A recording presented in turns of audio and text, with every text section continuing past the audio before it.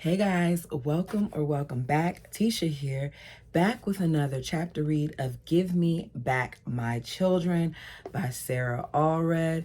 Go ahead and do me a favor and hit that like button as we begin. This is chapter 14. I Can't Say Goodbye. Uh-oh. October 2004. I woke up with the same nauseating feeling from the past couple of days. Exhaustion wanted to keep me in bed.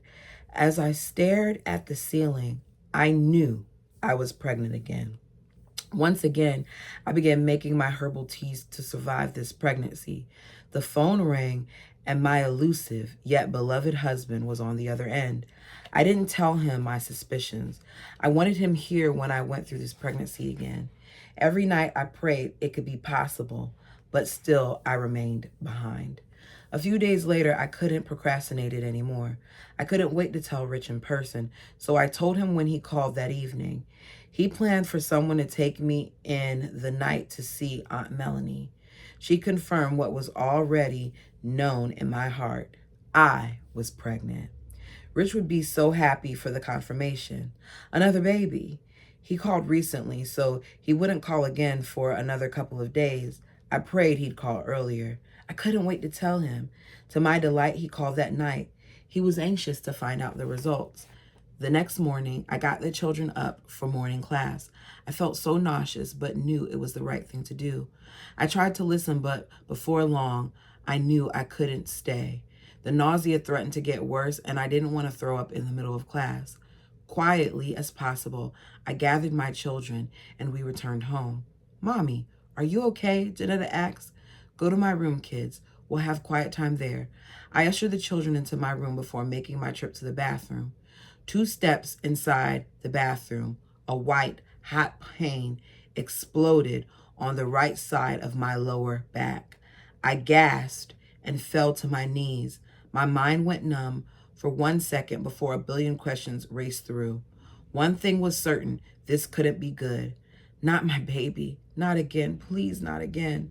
The pain dulled for a moment, and I climbed to my feet. I prayed the baby would be okay. It was my biggest concern. My next concern was, what should I do? Rich needed to call me. I needed Rich's inspiration. I couldn't do anything without him. How could he help if he was away? What should I do? Despite the growing pain, I attempted to make my children breakfast. Today I wanted to break the rules and eat in my room. I hoped the pain would go away, but with every move it increased. My focus turned towards taking care of my children instead of the burning sensation spreading through my body. Okay, girl, you have a history here of rough pregnancies. You need to go see somebody because this doesn't sound good. Tears of pain threatened to fall, both physically and mentally. I was alone in this world. I couldn't contact Rich, and I wasn't allowed to contact my family. No one to talk to, and I was in agony. The children sat in the sunroom for breakfast, and I tried to lie down to alleviate the pain. It didn't work. I couldn't wait for Rich to call. I somehow had to contact him. I grabbed the phone and began calling anyone who might be with Rich. With each failed attempt, the stronger the thought came to get to the hospital. The pain was too great. I couldn't think of anyone else who knew where Rich was. I dialed one last number. "Hello? Aunt Melanie?" I asked. "Yes. Who is this?" "Sarah." I took a deep breath, ragged breath. "Was anything wrong last night when you checked me?" "No, everything looked wonderful." I heard concern in her voice. "What's wrong?" I explained my symptoms as best as I could. I didn't get far before Aunt Melanie interrupted. "Girl, come see me at the Hydale Clinic. The Hydale Clinic." I keep forgetting what way to say that word. We hung up, and I looked at my children. I got up, fighting back pain. I had to go, but no one was here to watch them. No one was supposed to know I was here, making it impossible to get a babysitter. My kids would be all alone. I never wanted them to leave my side, but I knew it wouldn't be possible to bring them to the clinic. Why couldn't you bring them to the clinic? I would have brought them to the clinic. I think at this point, well, I don't know how old her oldest is, but last chapter, her oldest was 5. So why are we like questioning this? Bring your kids. I decided to deal with the consequences later. So I did the unthinkable. I went against the strict instructions of the prophet and called Amelia, my mother-in-law. Mine and my children's life was worth more than keeping some secrets. She was soon there and loaded us up. She took my children to my father-in-law's house. Oh, this might not be good. The girls were scared. I tried to show them I was okay, but I couldn't even convince myself. My children were with people I trusted and knew loved them. Now I needed to make sure my life would continue for them. The whole way there, I prayed which would call. My greatest fear was surgeries, and I didn't want to go to a hospital. My greatest concern was for my baby. I wanted this little one to be safe, and right now I didn't know what was happening. Aunt Melanie introduced me to Dr. Hunter, who would help determine what was wrong with me. They did a few tests, then gave me options. I don't want to do anything until I get in contact with Rich. I need his guidance. She needs her... I don't know if she needs her guidance because he's her husband and he offers her support, or if she needs the guidance because that's her priesthood. Her priesthood. I don't know. We tried once more to contact Rich. I thought over my list of people and figured Jordan, Rich's brother, would be best at knowing where he is.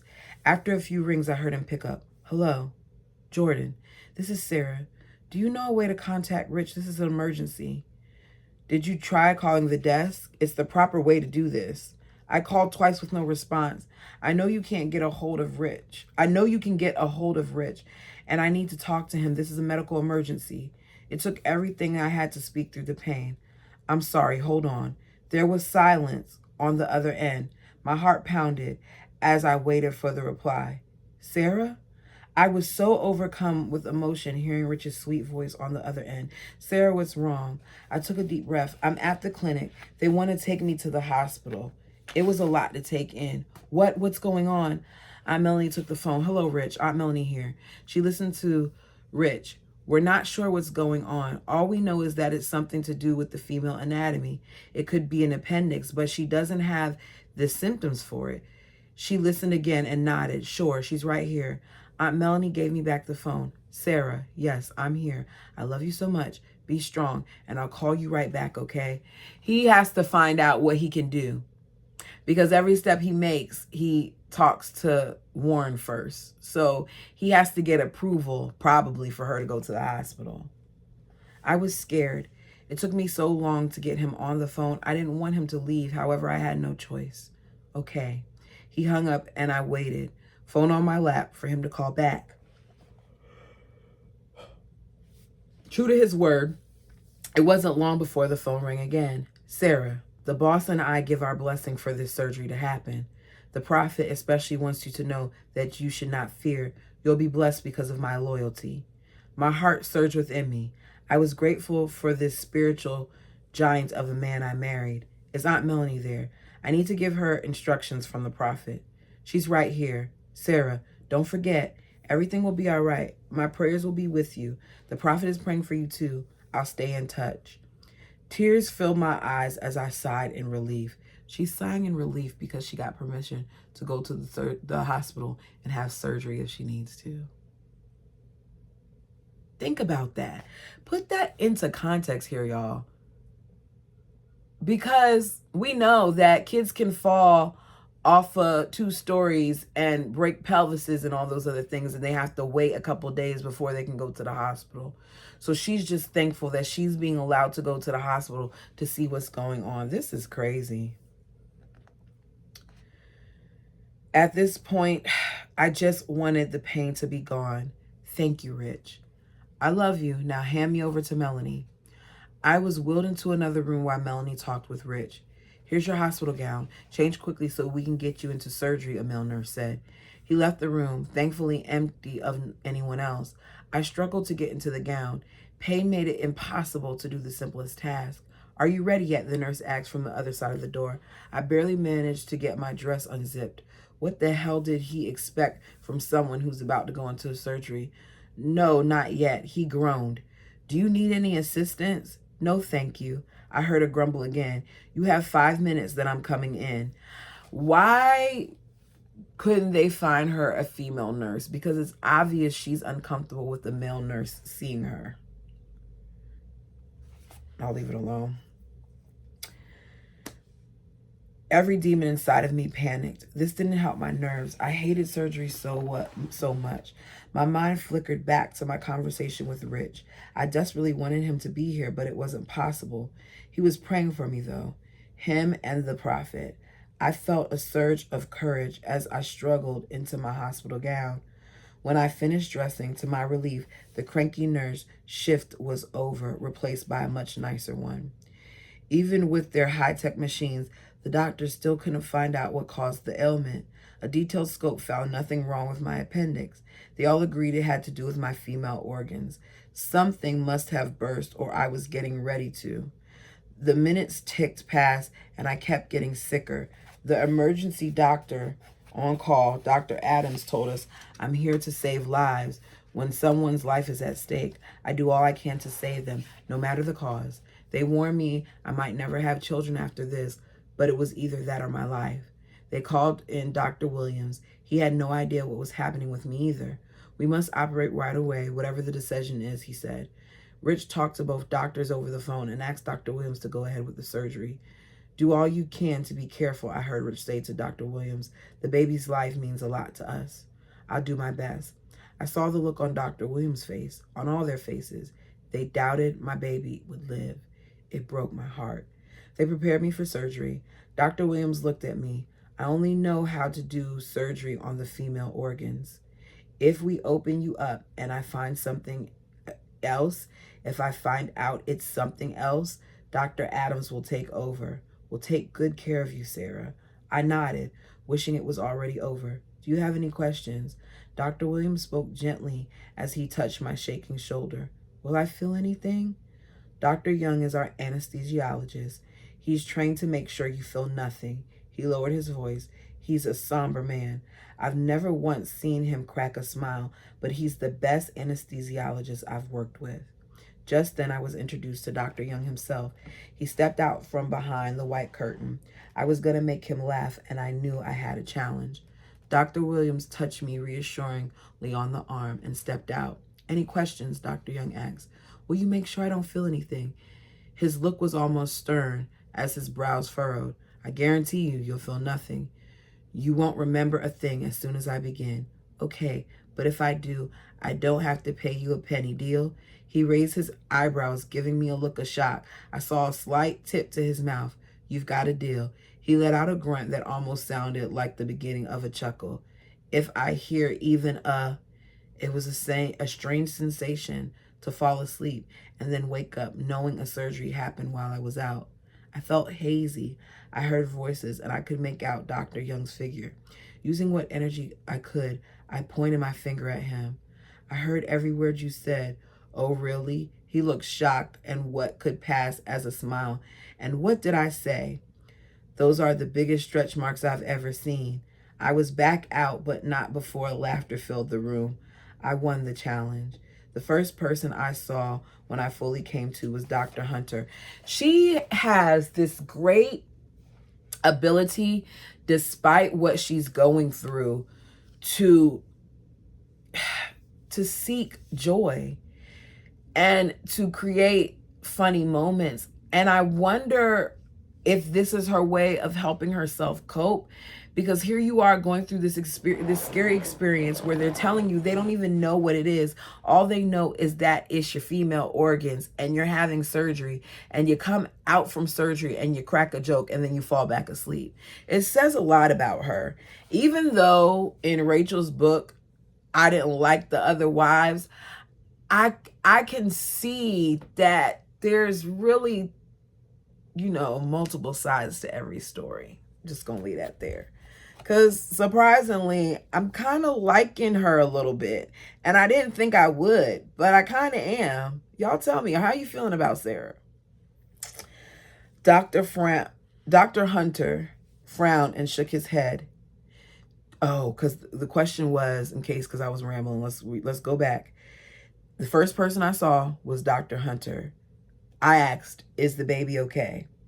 He frowned and shook his head. Tears rolled down my cheeks as I fell back into unconsciousness. Before I was completely out, a feeling struck me. No, my baby was fine. Maybe it's mother's intuition, maybe stubbornness, but I was convinced my child was okay. This baby was a miracle.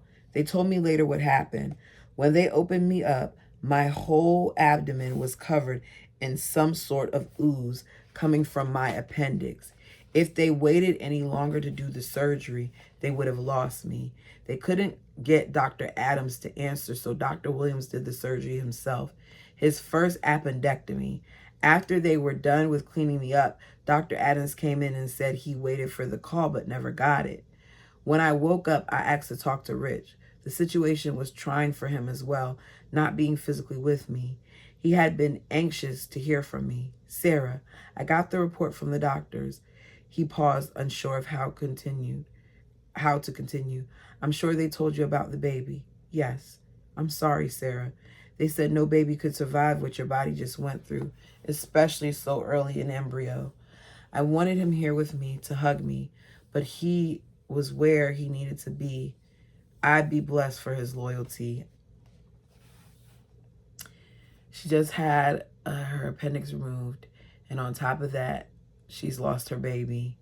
This is the second time something like this has happened to her. Once again, another traumatic experience, and he's not there to be there with her because Warren has him on some frivolous mission. My best medicine for recovery was returning to my 3 little angels. I hugged them all, basking in their love. My little girls took such good care of me. I continued to take my blend of herbs faithfully. I listened to my heart, and my heart told me I was still pregnant. A week later, I went to visit Aunt Melanie at the clinic for a after-surgery checkup. "You're healing quite nicely. Not completely healed yet, but keep doing whatever it is that you're doing. It's working fine." She started cleaning up. "Aunt Melanie, could you do me a favor?" "What is it?" "I still feel like I'm with child." She looked at me, hesitant. "The doctor said." "I know, but could you check? Just for my sake, just to see." She hesitated again before nodding. She pulled out the ultrasound machine and was soon looking. I watched, anxious to see. Aunt Melanie's jaw dropped. A smile filled my face. "Girl, this is an absolute miracle. With everything doctor told me about what they did and what happened, there's no way. Impossible. Yet here's the baby." "Okay, good. She didn't lose the baby."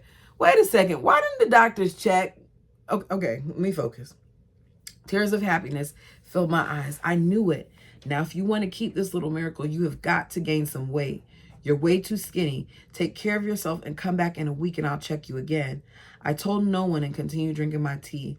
I didn't realize how much the surgery would take out of me.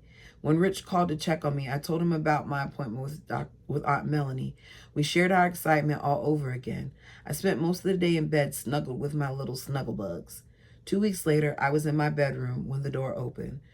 Rich walked in holding a bouquet of roses. It was our special thing. It was the first time I saw him since I found out I was with child. So much happened since then. I struggled to my feet and headed over to him when Mara came in behind him. I slowed as we made eye contact. Her unspoken message was clear. She was a member of Zion and I wasn't. She was gracing me with her presence because she didn't have to leave Zion.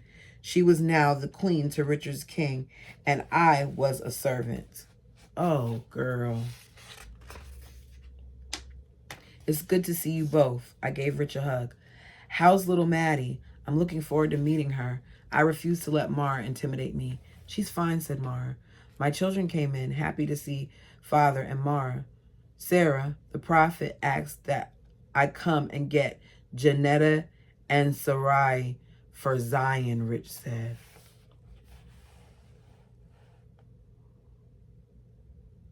Oh my goodness. Oh my goodness. 2 weeks after her traumatic experience with her appendix, you're coming to take 2 of her kids away. And you're bringing another wife to do this. My heart stopped working. The room spun, and I leaned against the wall for support. Tears started filling my eyes, but I fought them back. I refused to show anything in front of Mara. What's interesting is this happens to Rachel too. Oh, I'm sorry. To Mara too. So he creates resentment when some of the moms are eventually going to go through the same thing. Rich, could I talk to you in private? I asked. He frowned but nodded.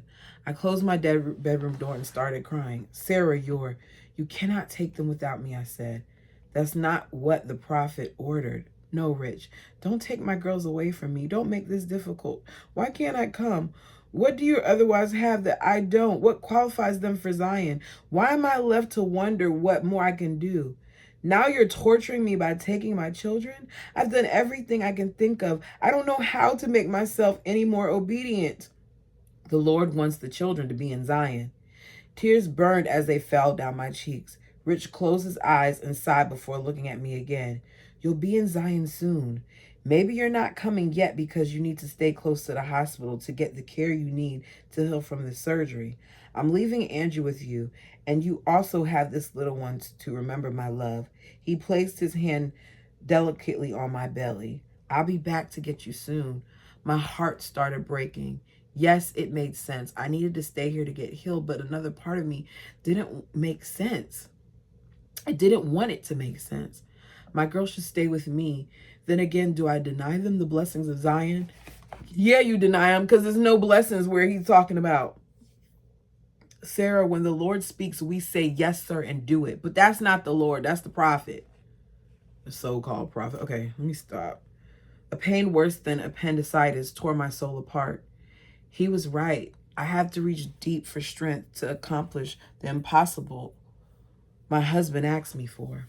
Don't cry, Sarah. It'll make it difficult for the girls. Be grateful I'm letting you say goodbye. I couldn't stop crying. Richard had reached inside of me and ripped out my heart. Sarah, you know I love you and it kills me to leave you, but I miss my girls. You know how much they mean to me. I'd give anything to take you all. It's the prophet saying who can go. I'll call you when God reveals your name. If you complain in your heart, this blessing could be taken from us, not just our girls, but me too. If you love us, you'll let us move on. Oh, wow.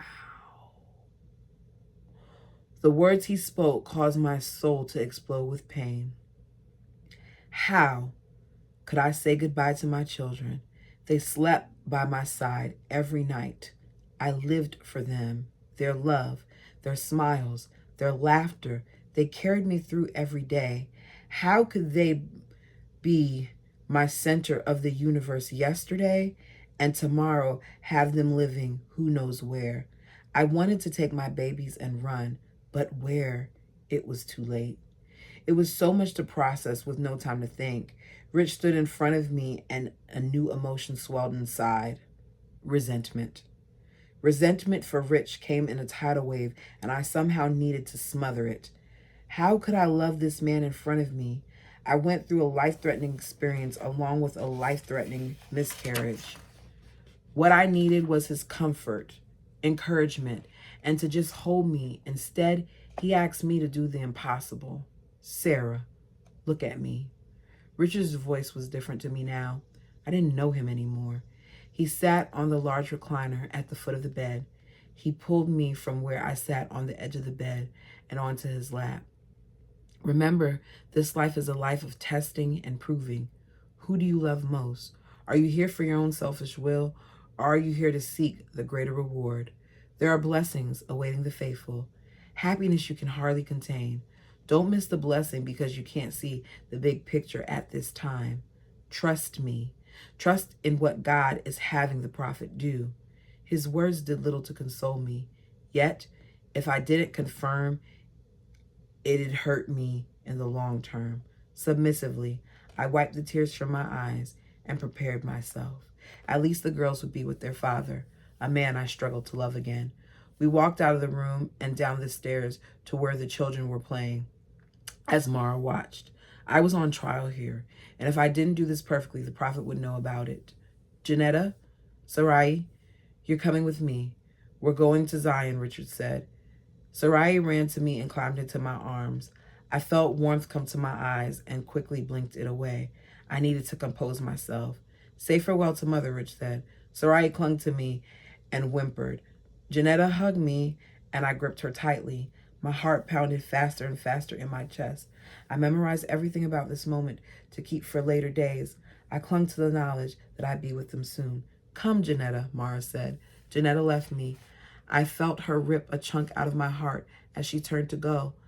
It left me winded. Sarai, come on, Rich said. Mother will come soon. Mother has to stay to be near the doctor to get the care she needs for the baby. Sarai shook her head, nuzzling closer to me. Ooh. Instinctively, I tightened my hold over her little body. It broke me. I didn't want this to be right, but I kept a calm demeanor on the outside while a hurricane raged in my soul. Maybe this was my last test.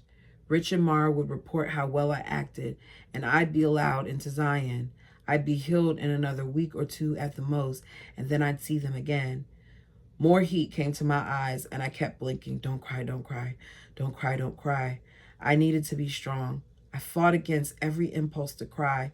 Take my babies and run. Rich walked over to Sarai. We're going to Zion, Sarai. No! Come, my little one. No!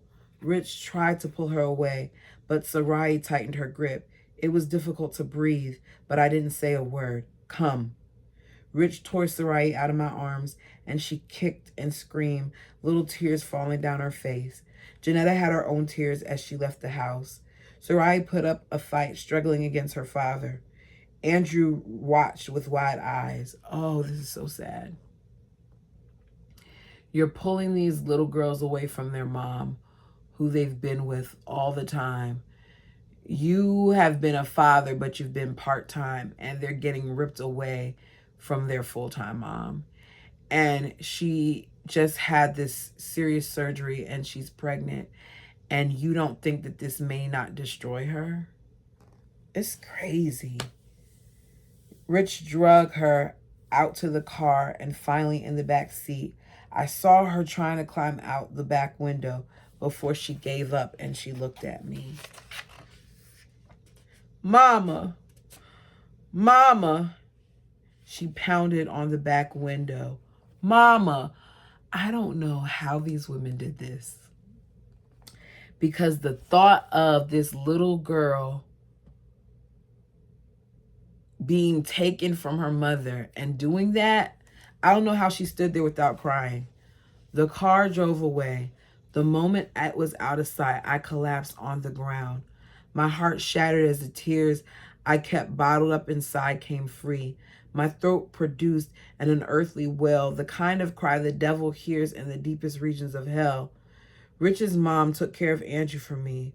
Amelia was livid at Rich, yet never said a word. No one dare ask where my girls were. The tears never stopped. For days they came, sometimes in a gush, sometimes in a gentle stream, but my face was constantly wet. Why was I not good enough to go? What made Mara or even Lizzie good enough but not me? I tried to get close to Heavenly Father and do everything asked of me. If Janetta and Sarai were my last test, then I needed to force myself to think positively and be grateful for this experience. I made a mental list of the good, the biggest being my children were in Zion. They were with their father. I wasn't holding my children back because of my inequities. Rich said I'd come soon, a week or two, just until I healed. If Mara and Lizzie were worthy of Zion, it was only a matter of time for me. I couldn't be jealous of them. Jealousy wasn't a quality of someone worthy of Zion. Now more than ever, I yearned to go. I had to dry my tears and be there for my little man, Andrew, who was so sweet to me. I had to be strong for my boo. Maybe it was supposed to be boy. It says B-O. I'm guessing the Y came off.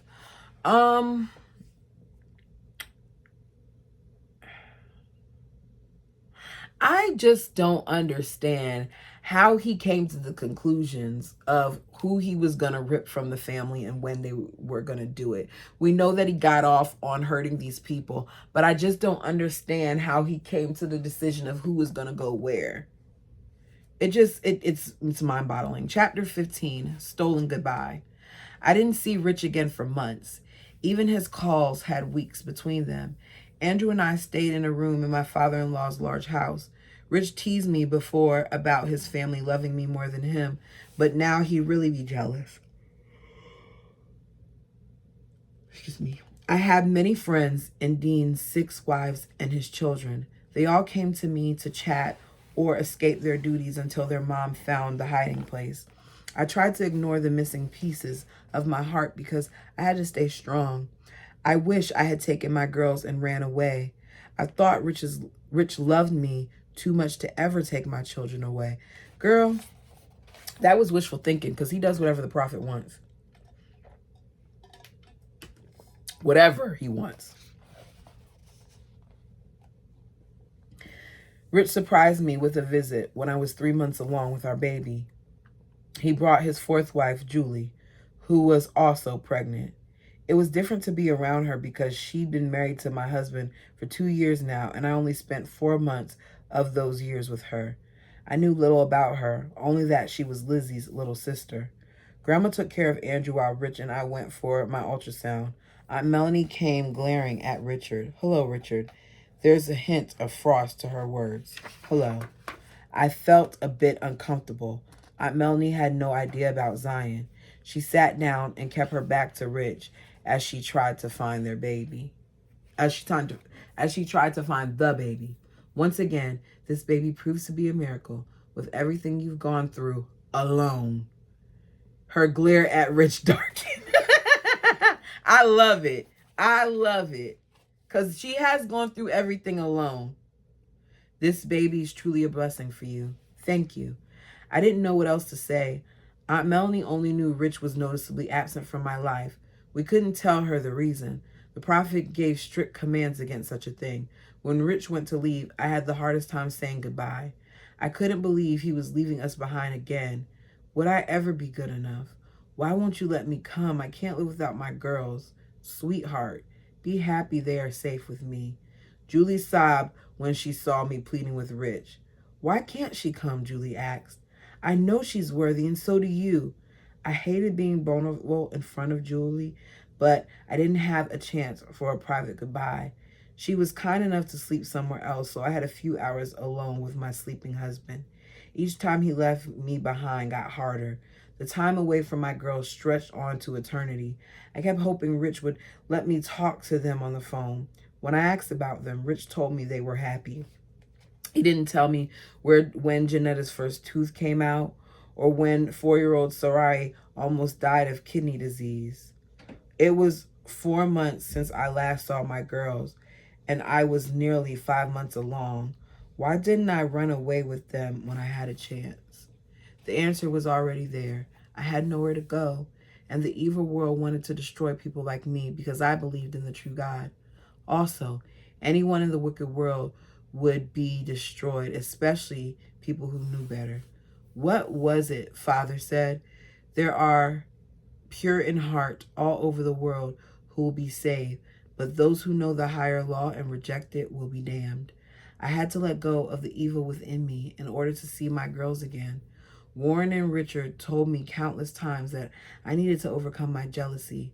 I determined to dissect what jealousy was, overcome it. Nothing was more important than being with my children and husband. If I ever wanted to hear from them again, I better stay on the straight and narrow. I feel strongly that you should see your father and say hi, Rich said in one of his phone calls. Don't stay long, but let him see his little man and encourage him with your sweetness. We've been seen around town together today, so it will be okay for you to visit him. It will mean the world to him. I was excited. I hadn't seen anyone in my family for close to a year. Rich made arrangements for me to borrow a vehicle for a short 2 hours. He'd know when I returned. My father greeted me warmly, and tears filled his eyes. Sis, I miss you and the little scallywags. I wrapped my arms around my father and nearly lost all the pent-up pain. I clung to my father and kissed his scruffy cheek, unable to speak. Sis, it took nerves of steel for me not to ask a lot of questions, but your mom said I better not or we wouldn't get to see you, so there it goes. You're off the hook. He winked at me, patted my arm, and gave me one last hug. She couldn't see her parents for all this time because she was told not to, even though they were so close to her. That's ridiculous.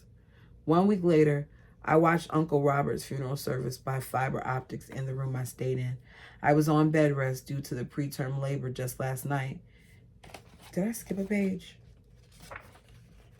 Hold up. No, I didn't.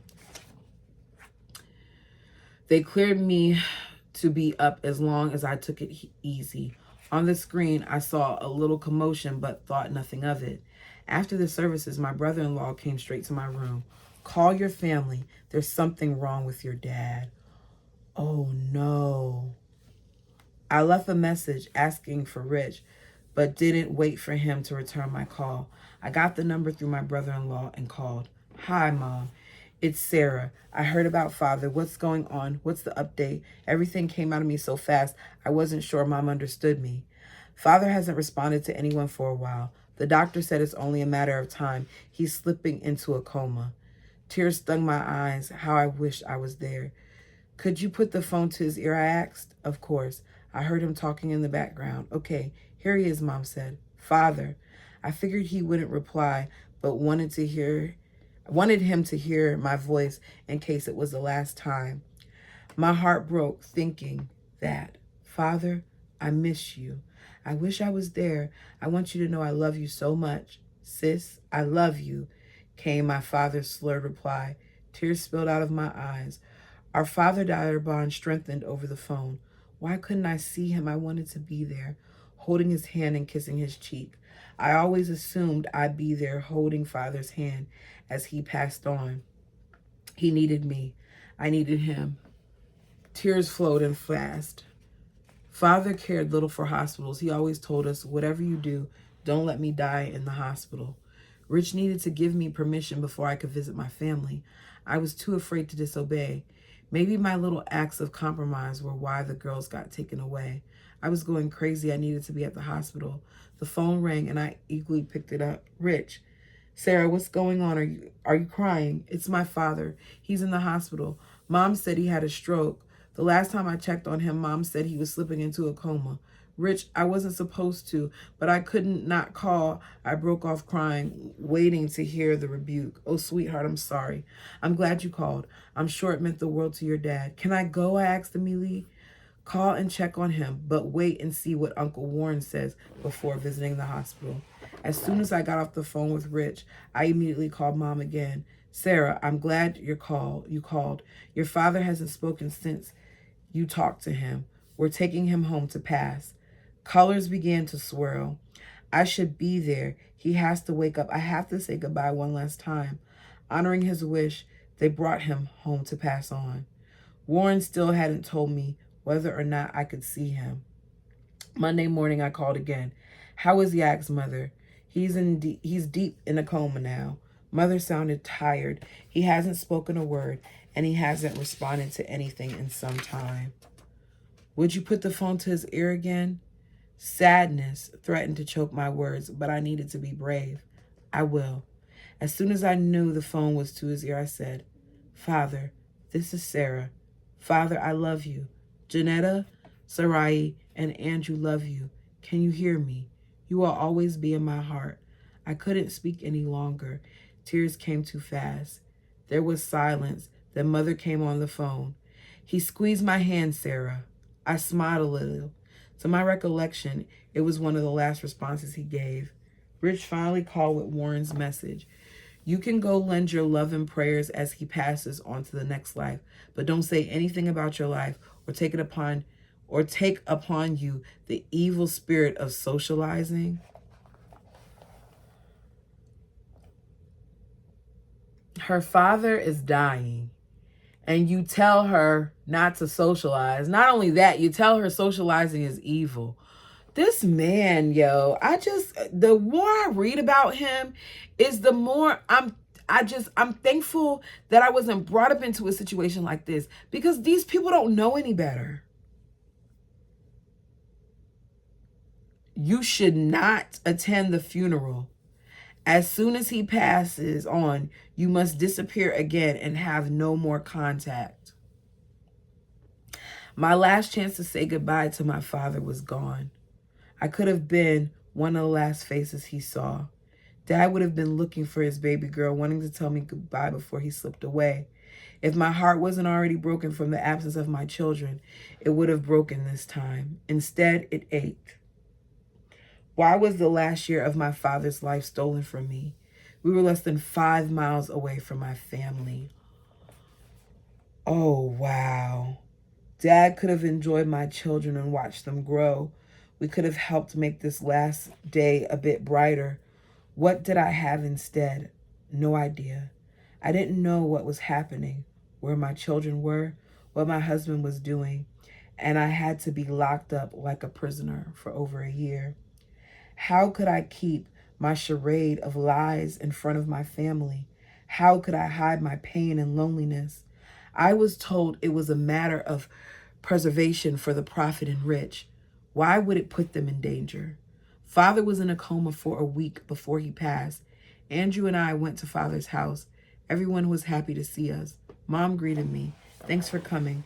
I know it must have been hard to be away from your girls for a few days.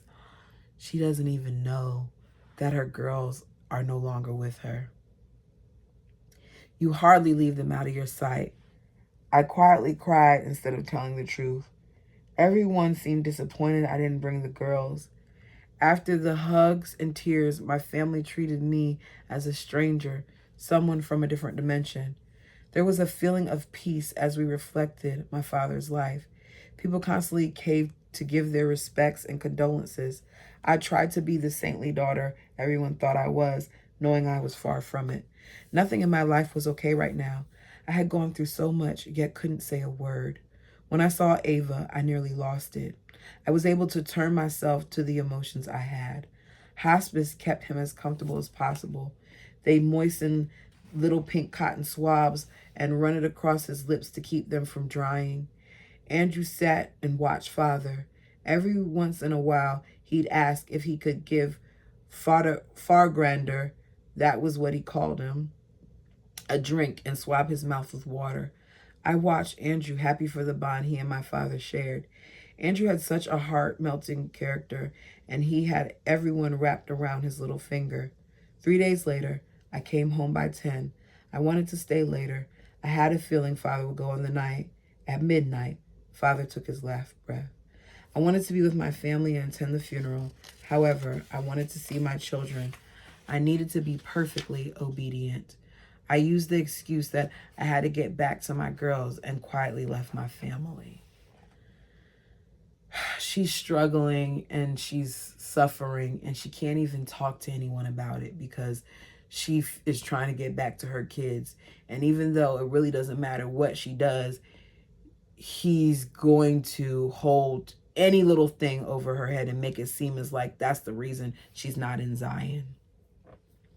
As I got bigger in size, I felt a ripping deep inside the top of my legs. I was close to 8 months along when I started having preterm labor. I couldn't get the contractions to stop. When I went to see Aunt Melody, she was displeased and said I wasn't taking care of myself. I was in labor at 34 weeks and spent some time at Hilldale. Medication was prescribed, and I was put on strict bed rest. Aunt Melanie made sure I stayed where people could take care of me and checked on me every week. The next month I spent in bed.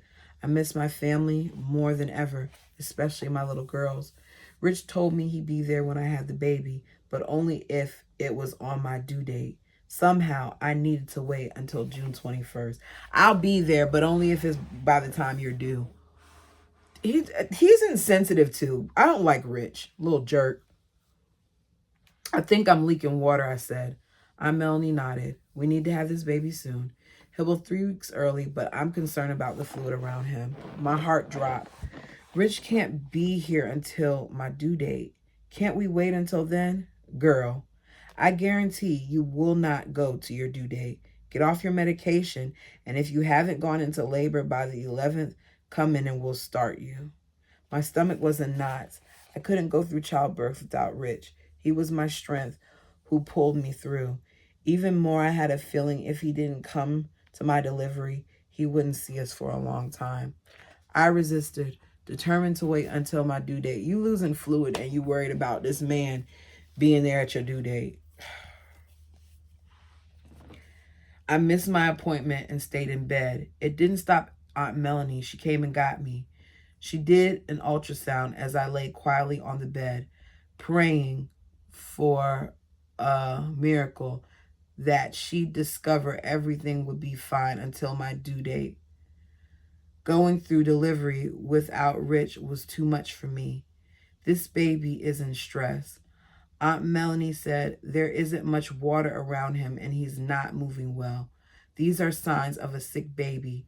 We need to deliver him today. I held back tears. Go home, get ready, and come back to stay. Those words sounded final. I planned to call Rich and see if he could still come. Surely God would understand and inspire Warren to let Rich see how his own child delivered. I went home, picked up the phone, and called Rich. My husband's sweet voice was on this other side. I repeated everything Aunt Melanie said. That's truly exciting news. There was a pause, one stretching for eternity. I love you dearly, Sarah, more than I could ever express. It was a great wrestle inside not to scream. He didn't have to say a word. I knew he wasn't allowed to come. I'd have to go through this without him. I'm praying for you to understand why I can't come. The work here is too important. Building a whole bunch of different houses out there and tearing up cactus is too important. Okay. Like, you're not doing anything. And you can't be there for your wife who's already lost babies and all that other stuff. I don't like Rich. I don't like dumb men. And he's dumb. And I'm not sorry for saying it. I mean it. You just rule by this guy. You will be blessed again because of my loyalty. So you're going to be blessed because I'm staying here. The prophet loved Rich and his loyalty. Uncle Warren wants Uncle Dean outside the room, lending his fervent prayers. Don't worry, Sarah. You and the baby will be okay. I went to the hospital alone. I slipped into an empty room and earnestly prayed. If Rich wasn't going to be here, then I wanted all the heavenly help I could get. They induced me and I went through labor.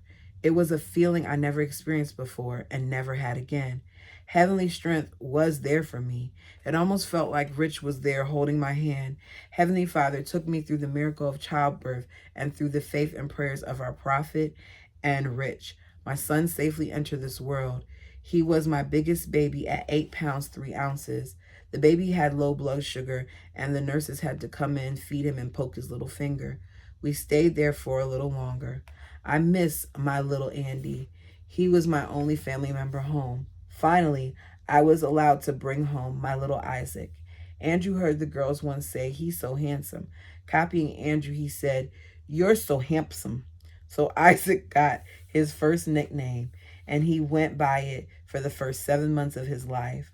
I missed the girls every day. During this experience, I wrote a poem, Sending My Love.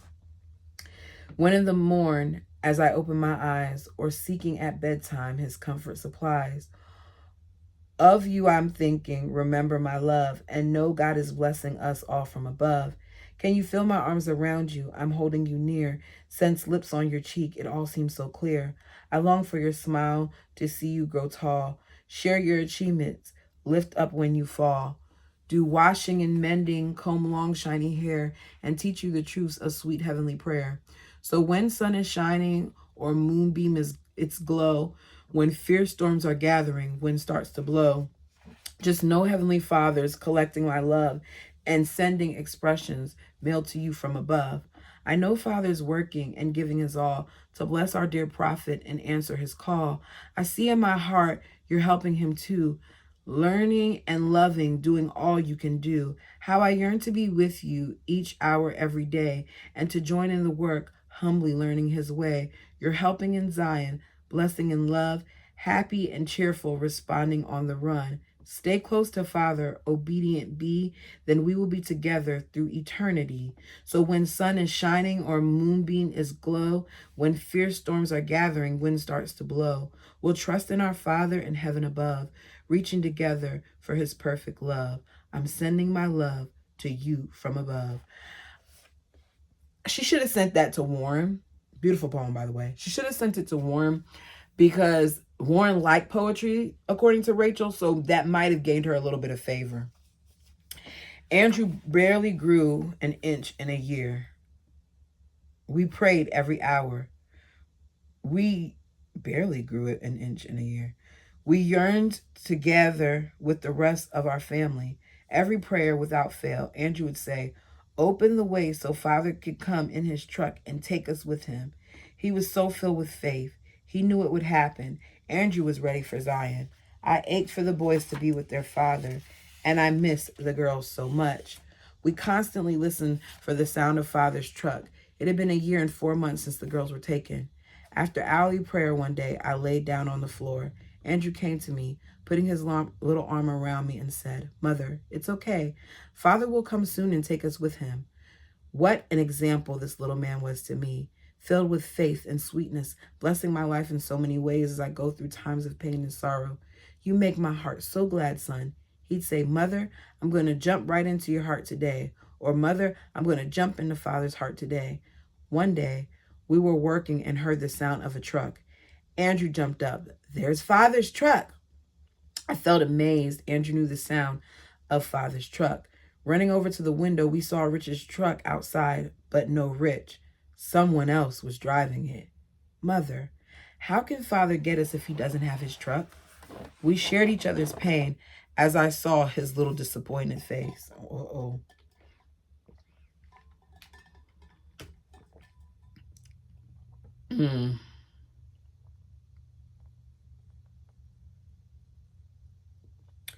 Oh. It wasn't long before his face lit up and he shrugged his shoulders. Father must have a new truck. He'll come get us in that. It was settled. From then on, his praise would be, help Father come in his new truck and get us. Oh, poor baby. Before my brother Bad passed on, he made me a set of wooden trucks, backhoes, semis with trailers, and loaders. These became Andrew's as soon as I could take hold of them, and they'd be in his hands all day wherever he went. At least one of them stayed with him while we slept.